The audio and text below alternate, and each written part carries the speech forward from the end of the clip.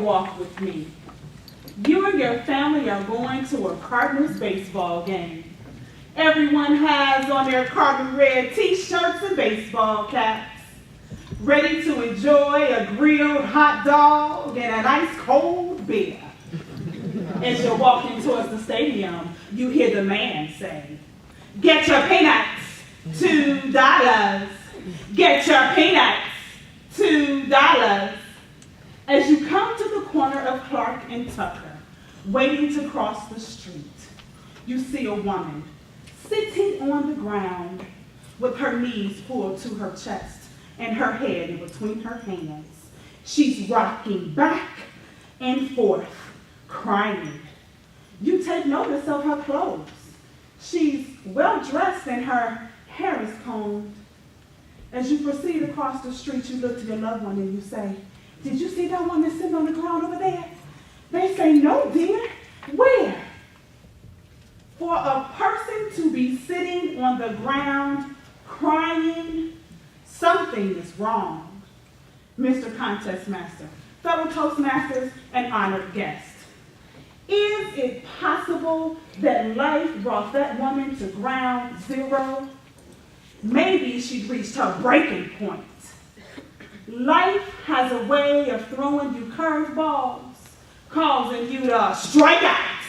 Strike one! She learns that her husband has been having an affair the entire time they've been married.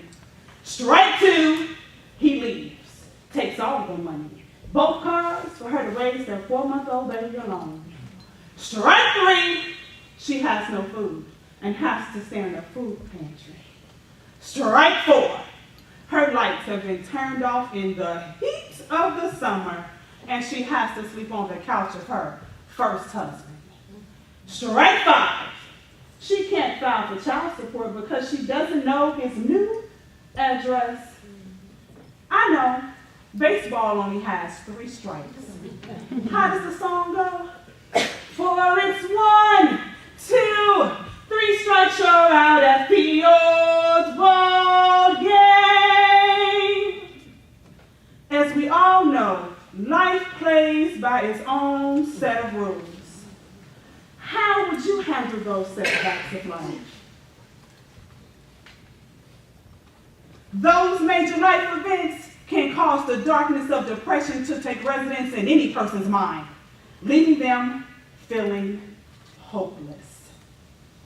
Depression is a serious medical illness. It affects a person's everyday life.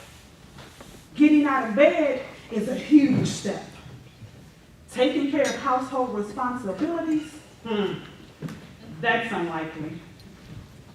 You see, the woman on the corner of Clark and Tucker was me. In June of 2012, my friend found me on the corner. Life had brought me to ground zero.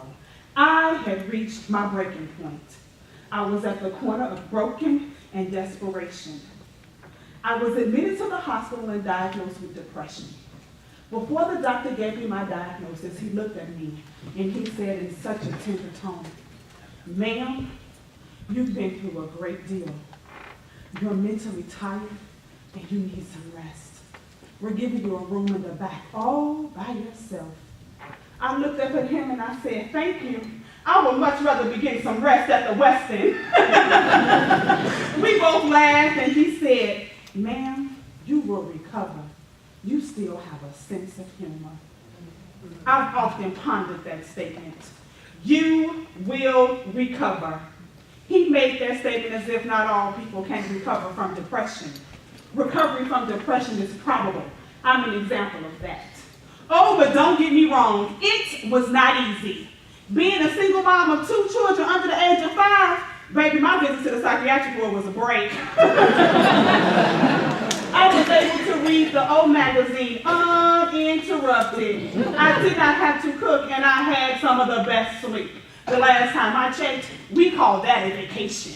I took medication and it shined just an ounce of light on my situation, allowing me to function in my dysfunction.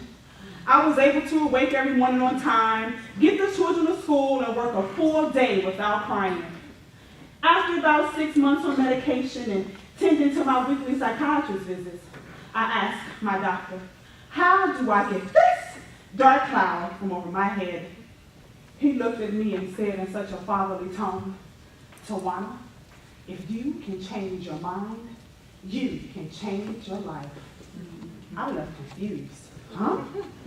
If you can change your mind, you can change your life? If you can change your mind, you can change your life? If you can change your mind, you can change your life. I got it. I have a choice. I decided to put on my big girl combat boots, burst all the balloons for my pity party, and change my mind.